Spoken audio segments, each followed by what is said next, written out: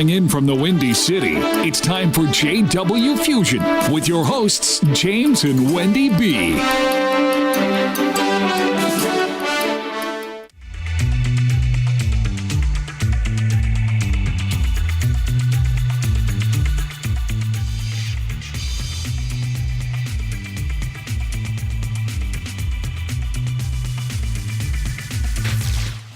Welcome to this week's podcast of JW Fusion. I am your co-host, J.H. Carpenter Barnes, and I'm here with my lovely and amazing, brilliant, and beautiful wife, Wendy B. This is Wendy B. The one and only. I never tired of hearing you say that. I love what Wendy B, or that you're beautiful and brilliant. All of that other stuff. Yeah, and I love the way you are right so much. People probably wonder, what does he mean by that? Because most of the time when she says something, she's right. And she doesn't boast about it, but I appreciate it. Listen, we have a great show. You're welcome, love. You're welcome. Listen, we have a great show in store this week on JW Fusion. A few weeks ago, end of February, I believe it was. Yeah. Wendy interviewed me and asked questions about my life story, about my books, about my journey. Put that S on there. My journey, the things how did I get to where I am. So this week we're flipping the coin, and we're gonna open up the archives of Wendy's adventures, her life, her journey. Wendy's in the hot seat. To where you're in the hot seat this week. Yeah. So let's get started. We're gonna open it up as we always do and have you get the ball rolling. So Wendy, tell us of your journey for Wendy L. Cunningham Barnes, from how you got from where you began, how you started your life. Share that with us. Wow, that's a long story. Well, give us the Reader's Digest version. I apologize. Well, humble beginnings, girl from the hood. Wendy from the hood.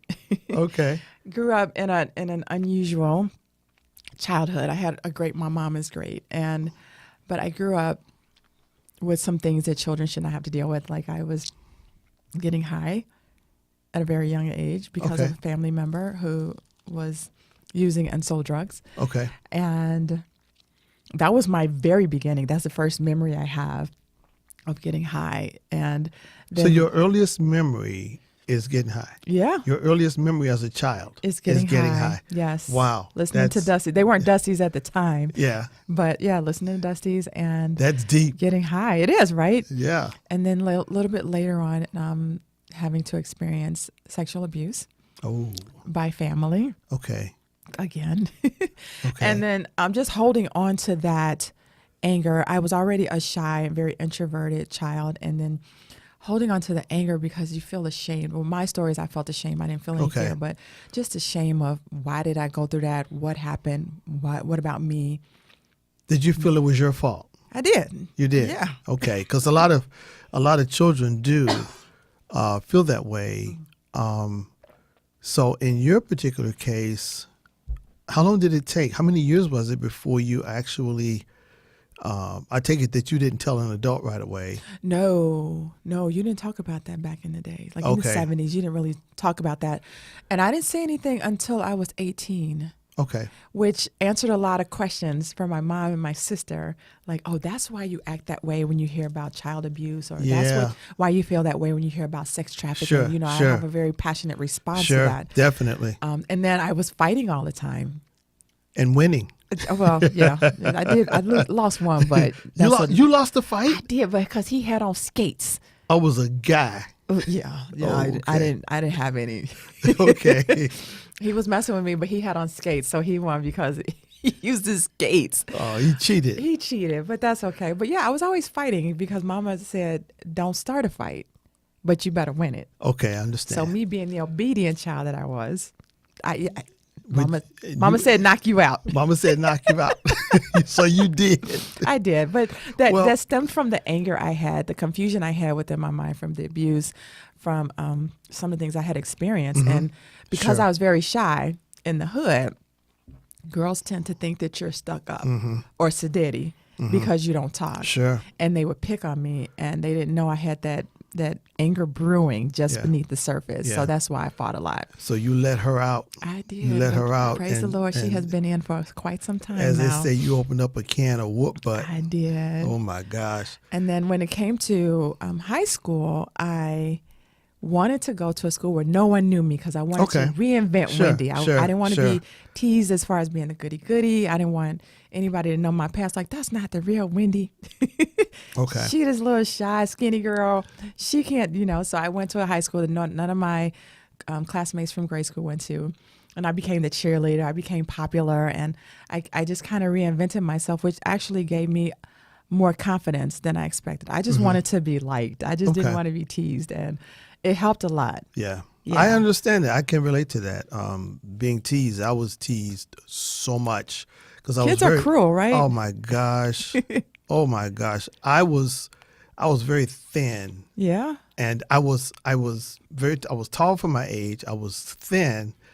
And at that time they had the Bill Cosby show. Cartoons were out. Yeah, I love They had that. Fat Albert, Mushmouth. I loved every one of them. Because because they were all weird. Bill and Russell. Yes. Well, I was old weird Harold. Oh, gosh. Because I was, Harold was 6'9". He weighed 50 pounds. Oh God.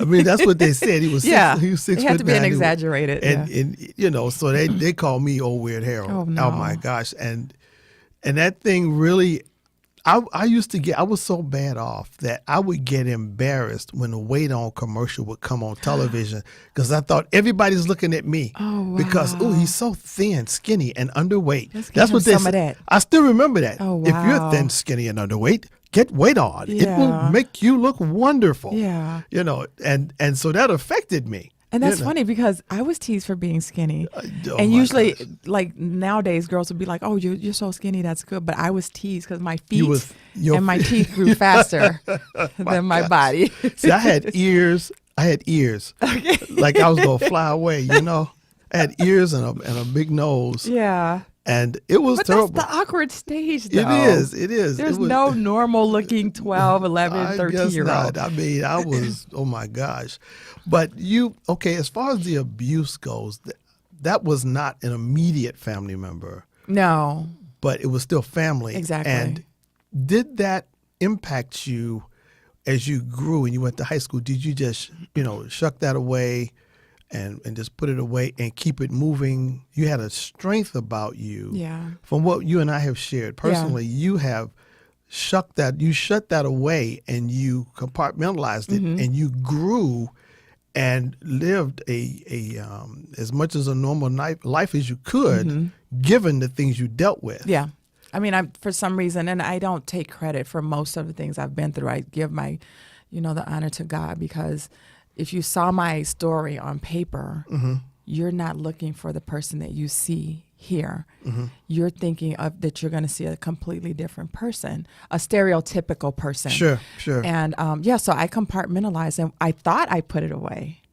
I'm like, that's back there. I'm done. I'm going to move forward. But it would manifest in different ways. Sure. My choices in guys. Okay. I was always seeking this attention from a guy. I wanted always to be validated by a guy, because I wasn't the pretty one in my family. Okay. And my sister is beautiful. We always have these arguments now. Yeah. Because she is beautiful, but I never felt pretty growing up. So I always looked for validation in the wrong places. I guess I kept it moving. From the society standpoint, I looked normal, but there are a lot of things inside. I think there are a lot of people walking around like that. Yeah, they think they're fine. They think they're okay, but they have not dealt with the pain that they endured going through that at such a young age, because it does impact you. It does. And it takes the grace of God and his hand in your life and you submitting to him. Yeah. Submitting to his presence and his very essence that we're all surrounded by. It's just a matter if we choose You just got to reach out. to connect. Exactly. We have to choose to connect. Yeah. We can all be at a social gathering and a person can be standing over there on the wall by themselves looking like a lost ball in high weeds, as I say. And another person that looks exactly like them is just appearing to be the social butterfly. Yeah. Well, what's the difference? Well, one is attempting or reaching out to connect. When you reach out to connect, often you will make a connection. Exactly.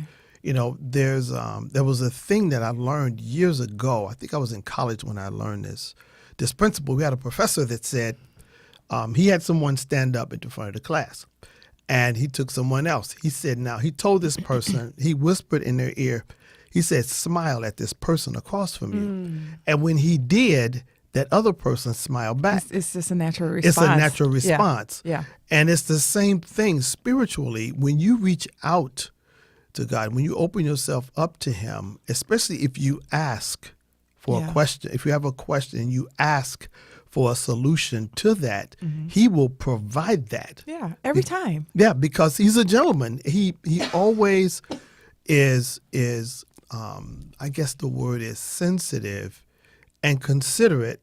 If you got the nerve to ask me something, I have the consideration to answer. Yeah. If we reach out and connect with someone, then 9 times out of 10, unless there's some abnormality going on with the other person, you can smile at the person you don't even know. They're going to smile back. You can nod at the person. Oftentimes, and that's why I say at the end of my show that, what can you do to make someone's life better for the day? Yes. A smile sometimes can go such a long way, because you never know what kind of day someone's having, how they're feeling about themselves. They're not used to someone smiling at them. They don't even smile at themselves. Yeah. So the fact that you may get something started with that. Okay. Yeah, that's true. Which is huge. So for you, when you got to high school, and I'm asking these questions because I'm imagining someone's listening who maybe is in a new circumstances, and they're looking to turn a corner in their life, because we're always looking to improve ourselves, to improve our circumstances, our environment. So when you got to high school, what did you do different than what you did in grammar school? Well, okay, so as an elementary school person, I read. I love to read. I get lost in stories, which is why I love your book, because you can get involved in that story. And I would read the typical teenage books. She's in high school, she's a cheerleader, she's popular. And so I told myself, I had kind of from 7th grade to kind of practice, like, you have to start opening up. You have to start talking to people. Start with a smile. And then see if they smile back, okay, yay. So wait a minute. So you're telling me that in 7th grade, you formulated a plan of how you were going to change your life. In 9th grade. In 7th grade. Starting in 9th grade. So you're what, 12? Yes. You were 12 years old. Yeah. You had a life plan for the next 2 years. I've always been a planner. I know. So in grade school, I knew what high school I wanted to go to. I, kind of asked around or asked friends, like, what school is that person going to? And I kind of had an idea, because in the neighborhood, you kind of know the grouping of schools that people are going to. So I went outside of that area. Okay. And I was like, okay, so in the books, this is what the girls are doing. Okay. And it was kind of the same. The storyline might be different, but yeah, they kind of did. I'm like, okay, so I got to practice. So I'd be at the store and I'd smile scared. Like, what if they yell at me? What if they want to fight? So you just it started in my head of what kind of person I pictured myself to be, even to the point where in 9th grade, I met my best friend. She wanted to try out for the Palms team. I'm like, no.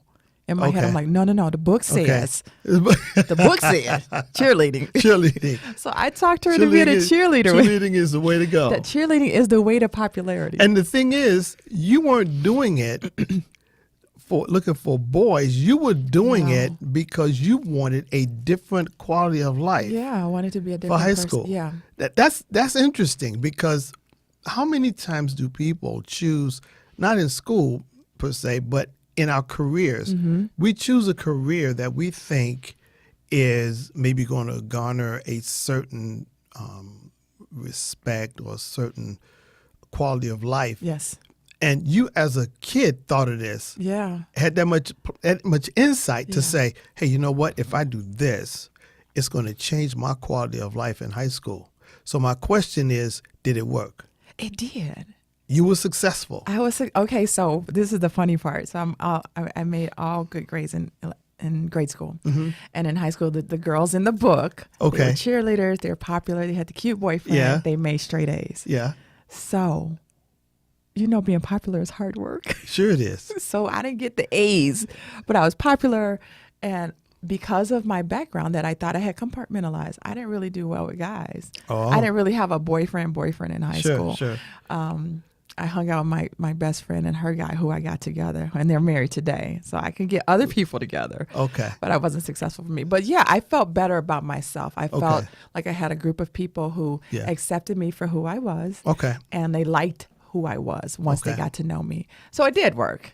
So your plan worked. It did. That was awesome. That's interesting. And did that carry over into adulthood?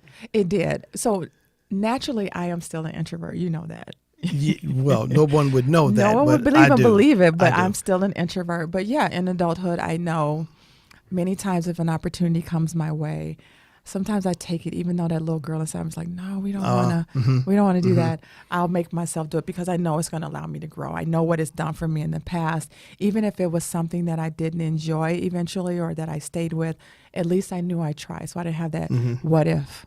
So you made up your mind you were going to say yes. Yeah, I do it because now. often we're somebody will invite you somewhere. No, that's okay. No, that's all right. And it's not that you can't attend the event. Right. It's not that you can't make it.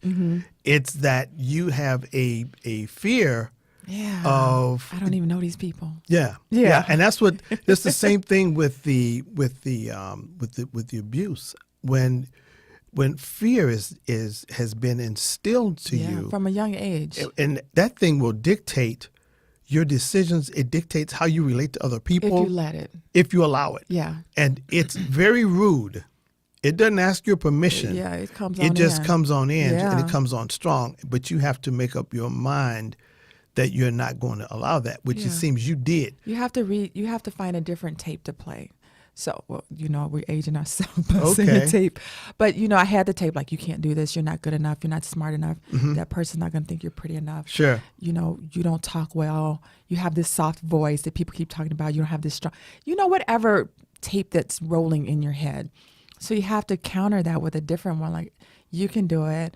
God made you. And because of my faith and what I know God has brought me through. Yeah. I'm like, listen, the Lord, and I don't, how people say God didn't make no junk. Right. So when you say that, you have to believe that for yourself as well. You can't just say the words. Right. You can't just say I'm blessed and highly favored. Right. You have if to you believe that. you're a loser and you heading down the hill. Yeah. Yeah, I get that. I agree with that. You have to look in that mirror and say, I love you. You're a child of God. Which I had to do for a really, really, really, really, really long time before I started That's a seeing lot a of glimpse. reallys. It was, hey, I had to do the work. Well, you know what? I can relate to that because I had so many insecurities because I was teased. All the little girls used to tease me. They used to always say, "Ooh, James, he's so nice. He's so nice." But and guys hate that. Oh, I despised it. I despised it. I really did. But there was nothing I could do about it. Yeah. I'd rather that than they say, oh, not only is he homely, He's a dog. He's just a rotten person too. Yeah. So I took the being nice. It's better than nothing. Yeah. You know what I mean? You take it. But it was it's a fear that comes and it's a fear of rejection. Yeah. It's a fear of harm being done to you. And sometimes some fears are unbased. They have no You've created logic. that whole thing in your head. Okay, what are you afraid of? I don't know. I'm just afraid. I'm afraid of not knowing. I'm afraid of, oh my gosh. That's the big one. Not knowing. That's a good point you bring up. That's the biggest fear. I don't know what's going to happen. And there's such a simple key to defeating that. And that key is knowledge, information. Whenever there's a fear, there's something you don't know. Yeah. Either you don't know enough or you don't know at all. Right. And it's kind of like if you're at home and you hear a noise in the house and you're home alone. Right. And you're hearing this noise and you're wondering, what is that? Oh my gosh. Then somebody's trying to break in. Yeah. And the news makes sure that you got plenty Michael of images. Myers, the Jason. The Freddy movies Krueger has come in. Between the movies and the news at 5, 6, and 10. The news is worse. Oh my gosh, they're breaking in this neighborhood. They're breaking in this wealthy neighborhood. They're raping Crime doesn't women. happen They're in this robbing neighborhood, stores. but it's happening. Yeah, it's happening. And so you're hearing this noise. All you need is some information, and that information could be, oh, that's the cat pulling something across the floor. Yeah. Or turn on the light. Or turn on the light. And to see that right there. Just turn on the light. That's what needs to happen is a light needs to come on inside of us to illuminate what's before us and show us what it really is. Because fear, the acronym for fear, one of the acronyms for fear is false evidence appearing real. And so it's not real. It can't really do you harm, but you think it can. Exactly. I mean, and the mind is powerful. Oh my gosh, the mind You can create this whole monster oh my in gosh. your head. You know, we're out gonna of nothing. We're gonna do a series on the mind because you know, I'm on this new thing I'm doing, and I shared it with you. Yeah. As far as tapping into the plan of God for my life, as opposed to, you know, I understand visualization and so forth, but there's a process of visioning that when we draw from God what it is He would have us do. Yeah. As opposed to what we want telling to God manifest. what we want to do. We're telling God what we want. Why not ask Him, Yeah. Lord, what is your plan? Because His plan is flawless. Ours isn't. And then listen. And I did that, and it was phenomenal. It was astounding, the answers that came back and how quickly Very the answers enlightening came. for you. Oh my gosh. Yeah. It's powerful. Yeah. It's powerful. But going back to what you were saying about the mind, you took your mind and you shifted it into a positive gear. Yeah, I had to. And you stayed You there. can't keep fighting into high school. Somebody So you, the kids get bigger. I know they do. They do. But it seems that what you did was you set a pattern for your life for the balance of your days. Yeah. Because that's the thing I said, Wendy's not afraid of anything unless it's a bug. You know, Something flying around, crawling around. We're But good. other than that, you don't have any fears. You don't fear because you're trusting God. So talk about how that developed. How did that, was it just something you were born with? Was it from your childhood out of necessity? You developed that faith? Tell us about that. It's kind of both. I've always just had a faith. I grew up in a different religion, and what religion is doesn't matter because it just instilled in me. I just felt at peace when I was at church. Sure. And I always just felt this presence kind of goading, like everything's going to be okay. Even when I'm like, do you know where I live? What? I just had a fight today, Sure. you know? Sure. So part of it was that, part of it was necessity. Yeah. Because now I have these quote unquote secrets that, you can't tell society. It's funny when people, when you get older, they say, have you ever tried weed? Well, No. yeah, but You mean recently? yeah, I didn't try it. It kind of tried me, Yeah, it was yeah. given to me, Yeah, or yeah. Sexual abuse was not something that you talked about, No. and I just made it. I understood somehow, probably through reading because I read so much, that the more you keep something a secret, the more it grows, the more it has control over eats who at you. you. It eats at you, and it Yes. controls your decisions, your life, and everything. And I made it a point to just talk about it. Listen, Wow. it happened. I don't have to tell you who it is because it doesn't matter. It just happened. Yeah. And I even told Matthew, I said, listen, I go in the house of your friends because I was molested by family. So I know a stranger's not going to think twice about it. So Right. Yeah. I'm going Yeah. in, I'm having Yeah. coffee, Yeah. I'm going to talk, and my gut has to tell me it's okay It's to leave okay. you here. Yeah. Because part of my fear just wanted him to stay home. No, you stay here. You have your friends come over here. But I had to let him fly. He can't be shackled by my fears. And you're creating you're almost duplicating yourself, the weaker part of what you could have been. You create in your child by imposing on him your fears. And we often do that as Yeah, parents. and so I that's something refuse to do that we with have to him. be careful about. Yeah. Is not imposing our fears on our children. Be smart, of course. Yeah. Like I'm going in. I'm not just going to pull up and let you go in somebody's house I don't know. But, praying and asking God to cover your children, asking God to cover you. We can go out and something crazy can happen. Yeah, and you know what else? It just came to me that it's like Matthew has a hodgepodge of friends of every race, color, ethnicity, nationality, Religion, because of where we live and the school he goes to, and we came from an era where there was a clear line of racial demarcation, line of demarcation in Chicago. A lot of racism, a lot of bigotry on both sides, with the minorities and the majority, which is not of God. It's foolish. It's negativity, and it impedes the society from being the best it could be.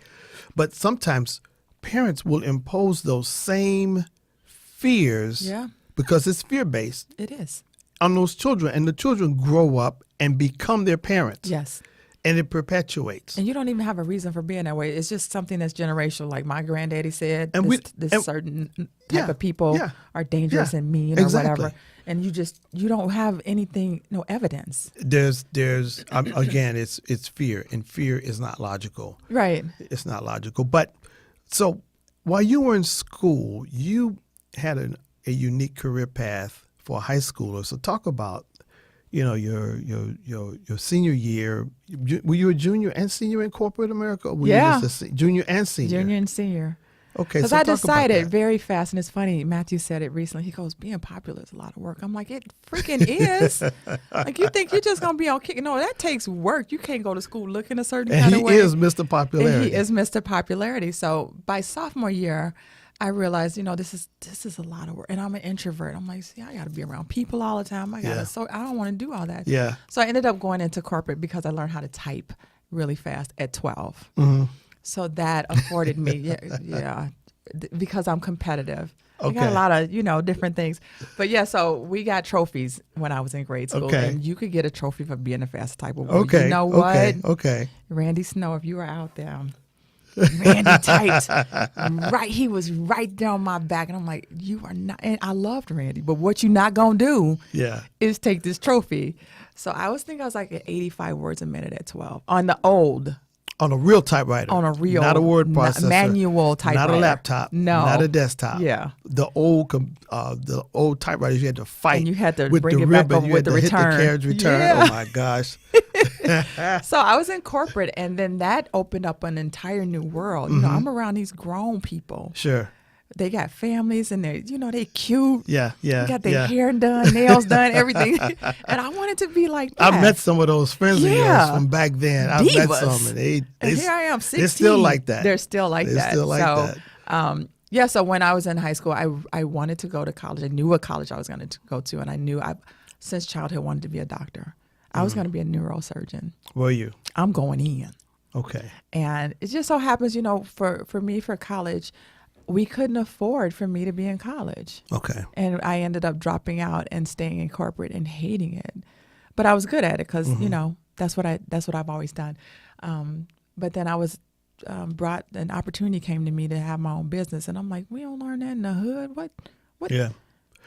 That's, you know what? That was, back then, it wasn't something that was the norm for us as African Americans to own a business. Now, there were families who did. They had that entrepreneurial gene, and there were people who had it, but they didn't. It wasn't promoted. Your parents said, "Oh no, you're going to college. You go to college, you get a job, you're you stay there, you retire. You're gonna stay there. You're gonna retire. You're gonna have 2.5 kids. You're gonna live in the suburb. You're gonna do this. You're gonna do this. Yeah." But there are people, which is more now because it's become more accepted of becoming a business owner. So you became a business owner. How long are you? But 23 years now? 22 years? 23 years? 23 years. Wow, man. So you have done well in that, and you love it. I do. Almost as much as you love the Wendy life. Almost, but not the same. The Wendy life is dear to my heart. Well, you know what? That's amazing. That I see now why you are who you are, and it was done intentionally. You planned certain aspects that reformed.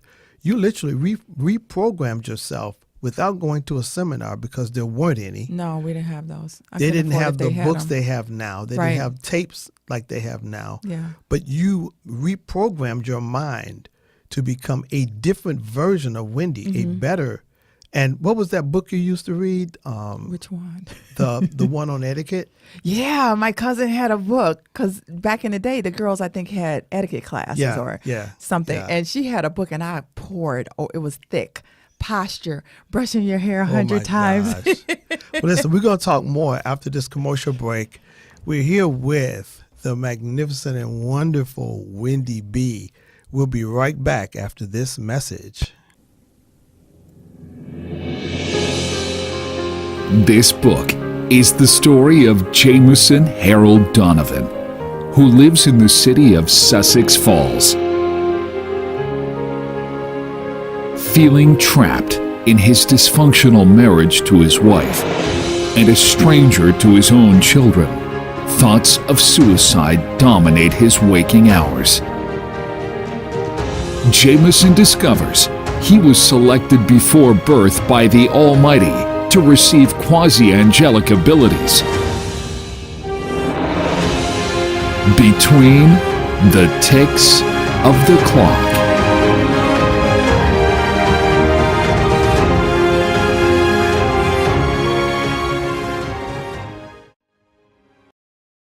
With your hosts, James and Wendy B.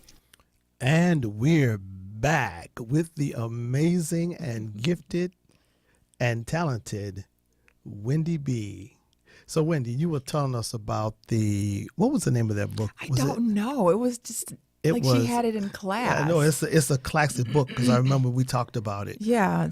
But all of that is you now. You literally became the books you read, the corporate people you worked around in those younger years. Yeah. I mean, because I experienced that, but it didn't turn out quite so elegant for me because I was a machinist. Okay. You know, I learned how to do some other things that weren't as elegant. Yeah. you know, but we are products of our environment when we allow ourselves to be. Yeah. You had the wherewithal and the wisdom at your young age to do that. Mm-hmm. So tell us about the Wendy life. This passion you have for the special needs community, the desire you have to see people to soar, to excel, because that's something we share. Yeah. We're both that way, which is the reason we invite guests to our program to promote their businesses, to promote their books, because we want to see people excel. We're not about being jealous or envious. We want to push anybody we can push. Yeah. To encourage anybody we can encourage, you know, because we help us one to another. You know, we're part of a huge family, even though people don't act like it. Yeah. But we're the human race. We're part of the human family. Experience. Yeah. It is, and so talk about your how that happened. Talk about that. Well, the Wendy life came about because having 3 children, 2 special needs, I often felt by myself. And the divorce rate, when you have a special needs child or a tragedy happens to a child, it pretty much doubles the normal stats for divorce. Okay. And, excuse me, so my first husband and I, we were divorced. It was just too taxing for us to be together and deal with these children. Sure. So I felt by myself. And, you know, people say, you should go to support group. I'm like, I am trying to get 5 minutes of good sleep. I'm trying to take care of this child who has one set of needs. I'm trying to take care of this other child who has a whole different set of needs. And then Matthew in the middle, you know, he's healthy, but he has his own set of needs. He's a middle child. He's between, I often say he was an only child, but he wasn't. He didn't have siblings to play with and talk to. So I had to try and give him that time and not make him feel jealous because, you know, Paige has these therapists coming in and out of the house. She has nurses. Christian has therapists. He has these special things that he gets because of his disability. And then I don't have anybody. So I had to, kind of navigate all of that and then try and get about 5 minutes of sleep. And so Paige has passed about 5.5 years now. So that's another thing. People don't talk about their children who are gone from this earth. Sure.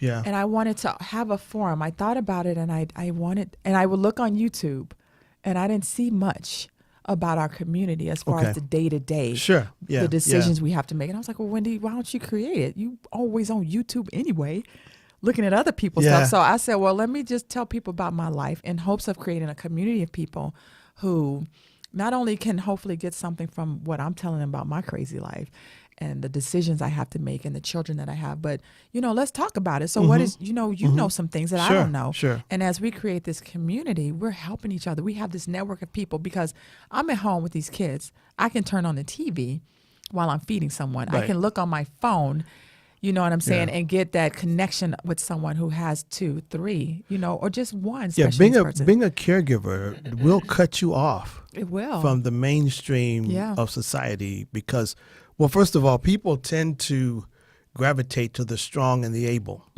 Yes. People celebrate the strong and the able-bodied. Those who are not, there's a special effort that has to take place Yeah. from within our society to acknowledge those people first, Yeah. to meet the needs of that group, and then to celebrate those who are deserving of being celebrated, although everybody should be celebrated. Right. So what you basically did was you were like, kind of like me. The book I wrote, Between the Ticks of the Clock, part of it was written because there are not a lot of books like that out there. So they said if there's a book you want to read and you can't find it, maybe you should write You it. should write it. So what you did was you created what you were hoping to find when you went on YouTube, Yeah. which is very insightful. And as a result of that, tell us what happened. So I started making videos.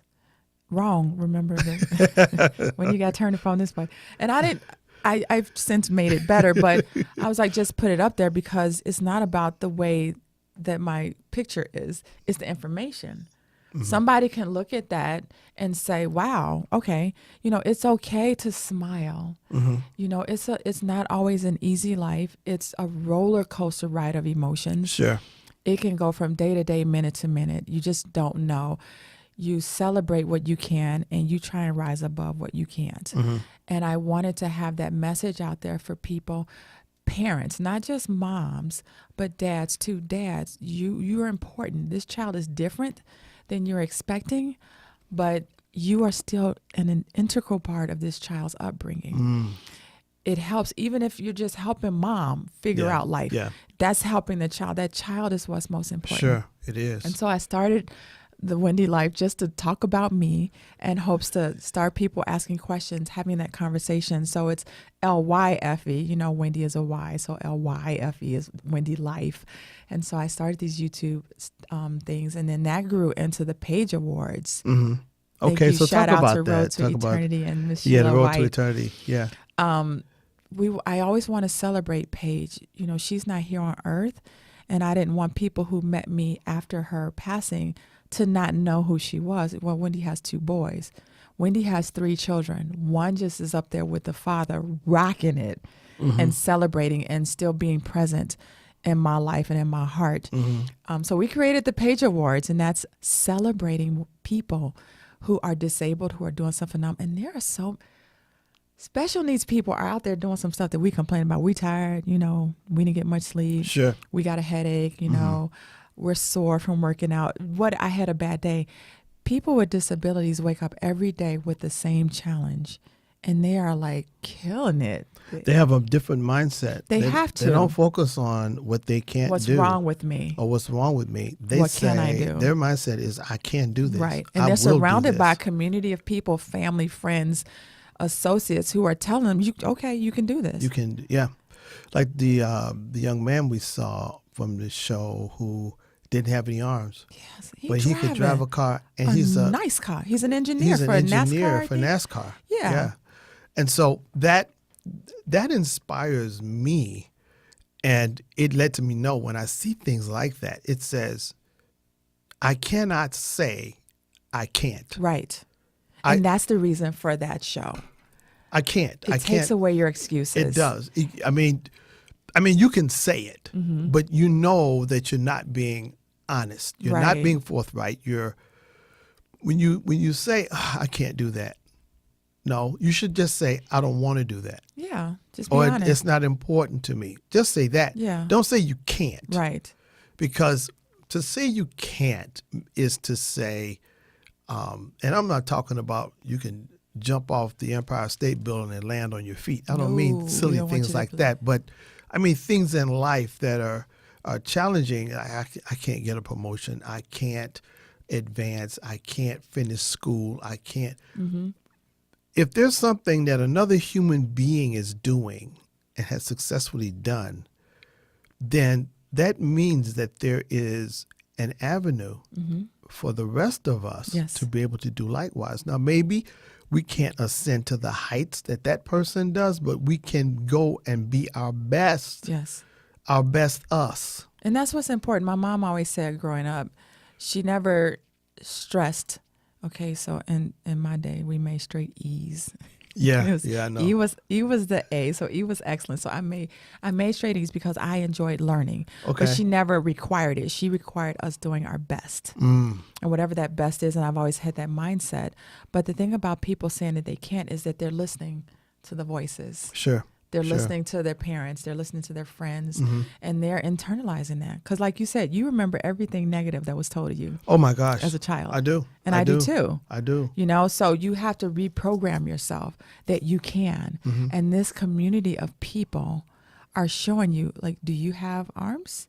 This man is driving and he's an engineer working with cars, around cars, and he's rocking it. And you saying you can't learn to You drive. saying you can't learn to drive.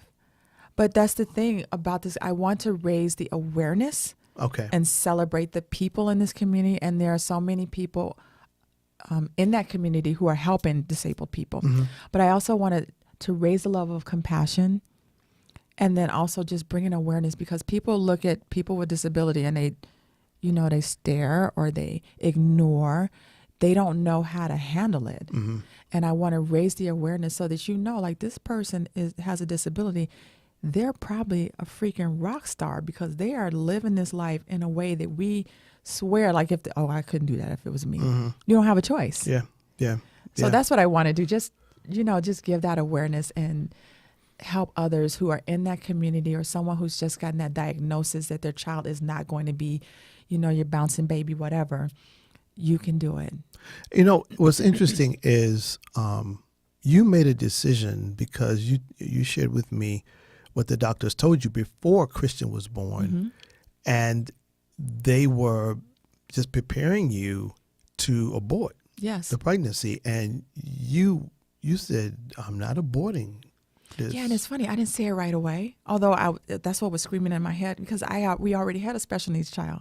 Right. Paige was already special needs. Yeah, We had Matthew, yeah, and Lord yeah, help us. yeah. The boy was 2, so Yeah, that tells you my already. God.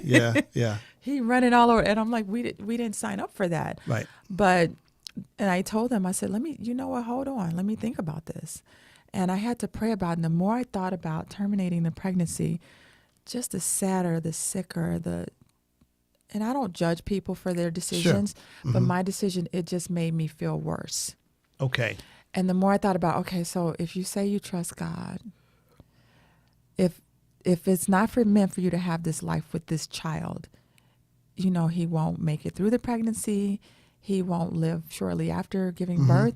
There are things that God can do if that's not in his will. So I'm just like, okay, Lord, I'm scared, Yeah. but I'm going to do this.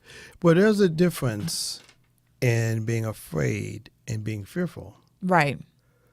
There's a difference because when you're afraid or you're scared, that is that anxiousness about going into the unknown. Mhm. Fear paralyzes you. Right. Just like when the story you told about the big guy Oh, yeah. Almost know? being kidnapped. almost being I don't kidnapped. even know if my mom remembers that. You almost kidnapped by this man, and you Yeah, were I'm you were frozen. paralyzed by the Yeah. fear. And then comes along somebody who was bigger than the guy who was trying to kidnap you. Thankfully. Yeah. And that is an analogy of how God is. Yeah. There are evil people. There's evil circumstances. There's evil energies in the world that we're surrounded by that will come to do harm to us, that come to steal, to kill, to destroy, to maim, to discourage. Yeah. But then God will come along in a bigger form, a Yes. larger form, a greater form Yes. to negate Yes. whatever this other thing was. Yes. And if you let him. if you open the thing yourself up was- to him. The thing was, in your case, you were just standing there. Yeah, he had my You were hand. We were helpless. walking away. And what I'm saying is that God steps in and does things. There's times he does it and we didn't pray. We didn't know to pray. We couldn't pray. We didn't know Yes. how or what Yes. to pray.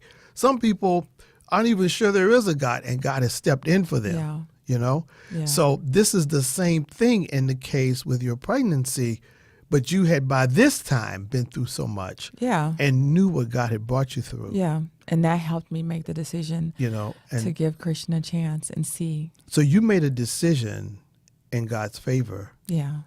and he made several decisions in your favor. Yes. Because Christian is healthy as He's I don't know the what. happiest child. He is phenomenal. He loves his brother. He first. is amazing.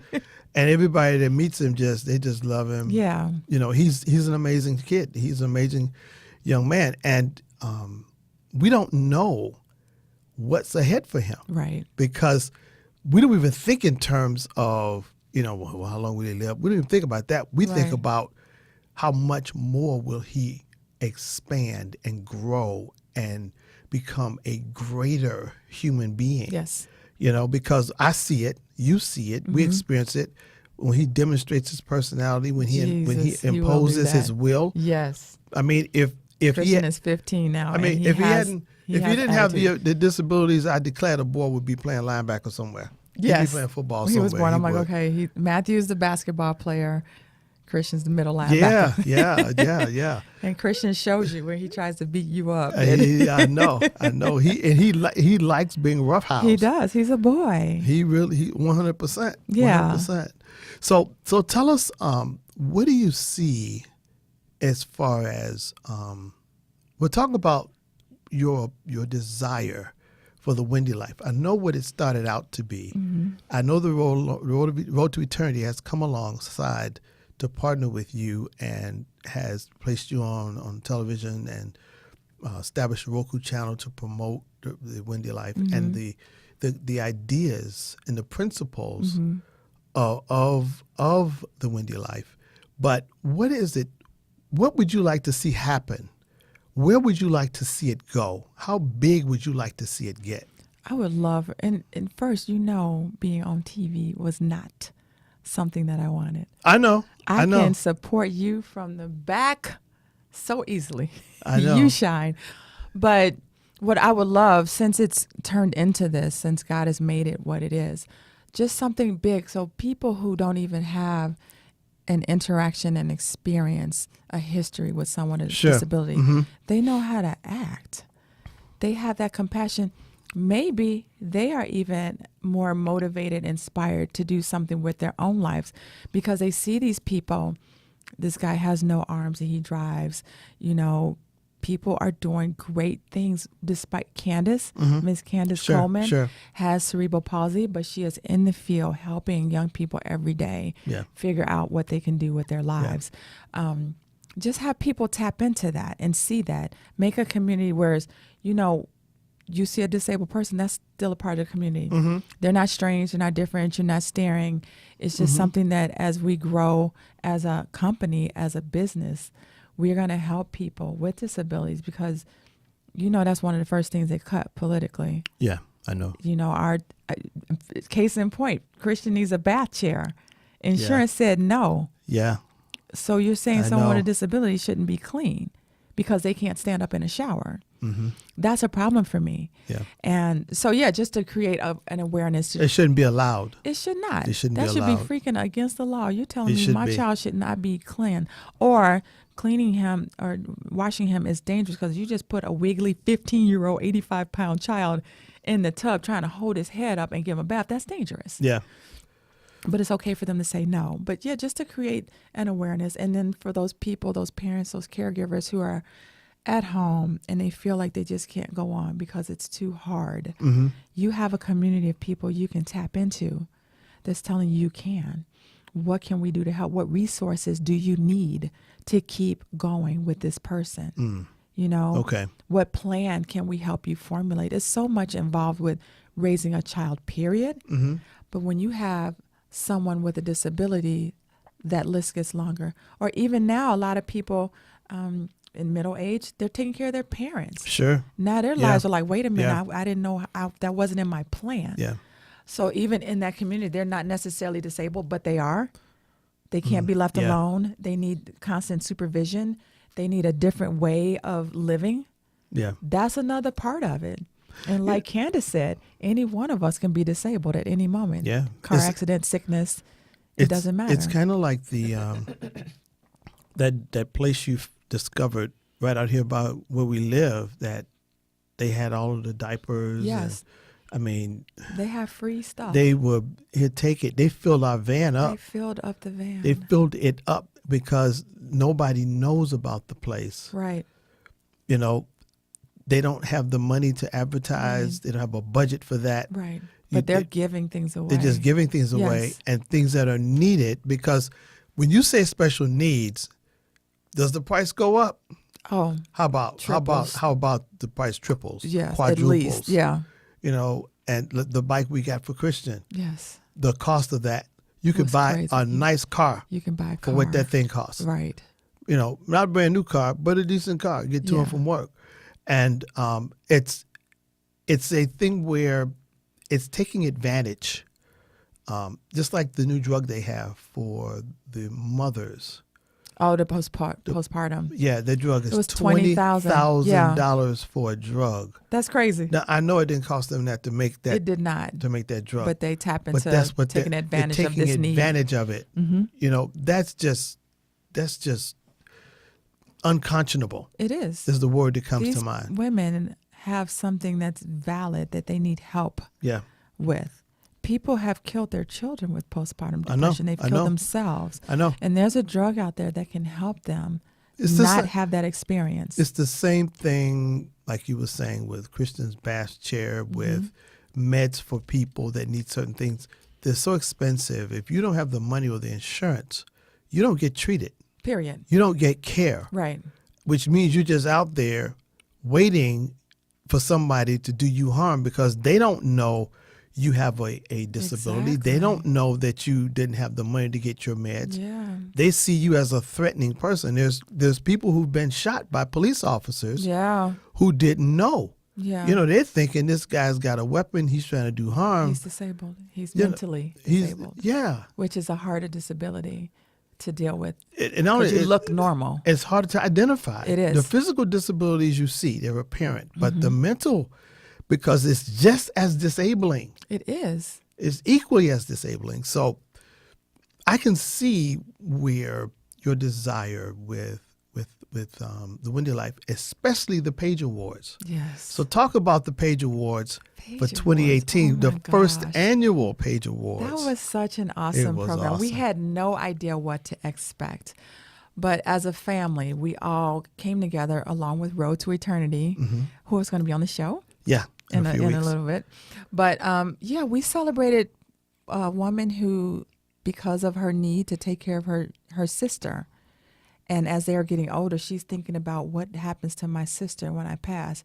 She started building homes in Chicago for people with disabilities Oh yeah, to be able yeah, to go yeah. to. Yes, We yes. had Miss Candace, who I love so much. Candace is Yeah, a she great. got an She award. is so sharp. She's brilliant. Oh my gosh, she is, and a great administrator. She is. She's a great So administrator. we celebrated her. We celebrated the guy in the wheelchair who Who did the chronicled video? his life Yeah. from a wheelchair I'm standpoint. sorry, he did a movie. He did. Yeah. This man, it took him 2 hours to get there, and he showed up smiling, just happy to be there. Mm-hmm. So it was just nice to see. It was humbling for myself. And then Christian was there. You know, no one's looking at him weird because he's loud and he's trying to be part of the ceremony. yeah. Even the entertainment, the Michael Jackson Yeah, impersonator yeah. came and got him in the wheelchair. And I'm like, don't cry them lashes off, girl. Don't do it. But it was just a big celebration around this community. We had the accommodations for people in wheelchairs. They ate. We gave them these beautiful plaques. Yeah. Matthew and his dad talked about Paige. So people Yeah. was like, who is Paige? Why is it called the Page Awards? They talked about her while I slide. You are our keynote speaker. Yeah. And I was the host. So it was just a nice family effort. And I look for that to grow because it was like we wanted to be like an Academy Awards for the disabled community. They don't get celebrated like that. Kind of like the one we went to a few weeks ago. The prom? Yeah. The Tim Tebow. The Tim Tim Tebow. Tebow. If you listen, if you know Tim Tebow, tell him we have to meet him. Because just he opened his heart. He's a Christian.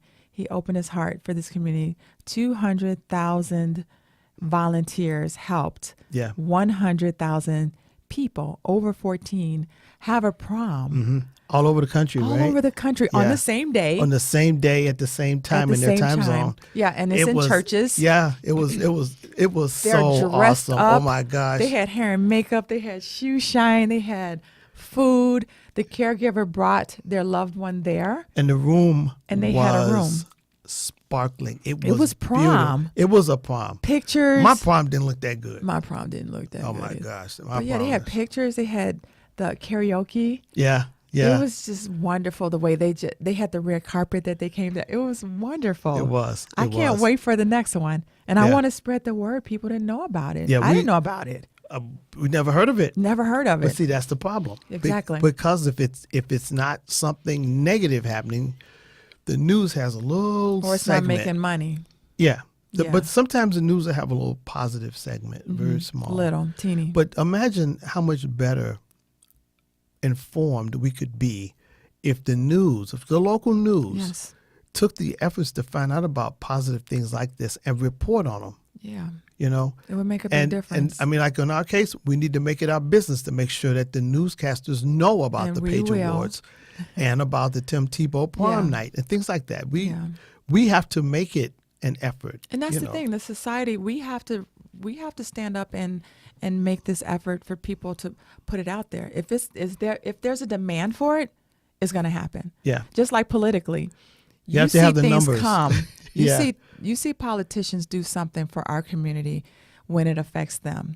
Mm-hmm. When they have a loved one like he's a nighttime talk show. His son was born with something and he needed surgery, and so now he's passionate for it. Okay. And that's great.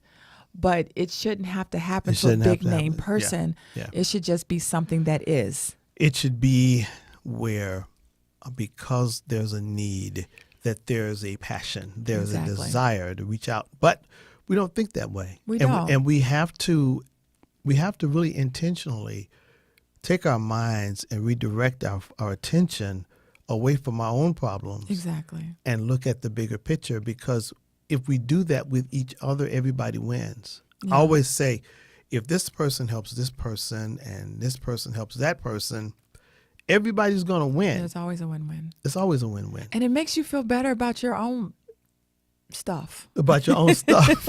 Okay. You know, you think you going through it and you get out here in a community of people who have less than you, who don't have as much of you, who don't have the abilities that you do. Mm-hmm. And then you get a perspective on your own stuff like, you know, my stuff, it don't matter. Yeah. And there are people who volunteer at food pantries, who Yeah. volunteer at nursing homes and various places, but It's not the norm. it's not the norm and it's not the majority. Yeah.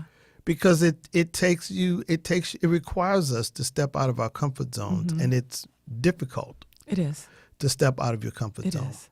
You know, so next year's Page Awards. This year, I'm 2019. sorry. I mean, November the 2019. The next one, we're gonna promote that thing. We are promoting it. We're And we gonna want promote it people to big come time. out. We want people to nominate someone they know who's Yeah. doing something great, whether they have a disability Mm-hmm. or if they're helping the community of disabilities Yeah, do something. We want to celebrate.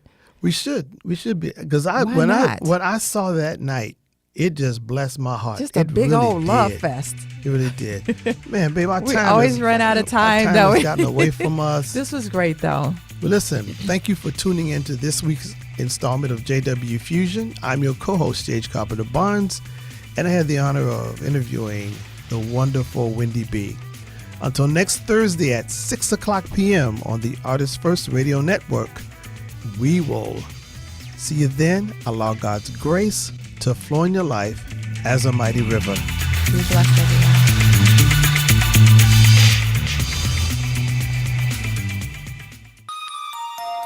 Hi, this is Wendy, and welcome to The Wendy Life. This is a brand new show. We are celebrating some unsung champions in our community, the disabled community. I have been a mom of disabled children for 21 years, and I look to bring light to this community. We are going to talk to you and celebrate therapists, teachers, doctors in this community. We're going to talk to the special needs community themselves, people who are rocking out this life despite their disability, showing us how to live our best lives no matter what life throws at us. You can find us on the Ultimate Faith TV network, which is on your Roku streaming box, or Road to Eternity on YouTube. That's Road, the number 2, and Eternity. Come check us out. The Wendy Life. New episodes every second and fourth Friday on the Road to Eternity channel.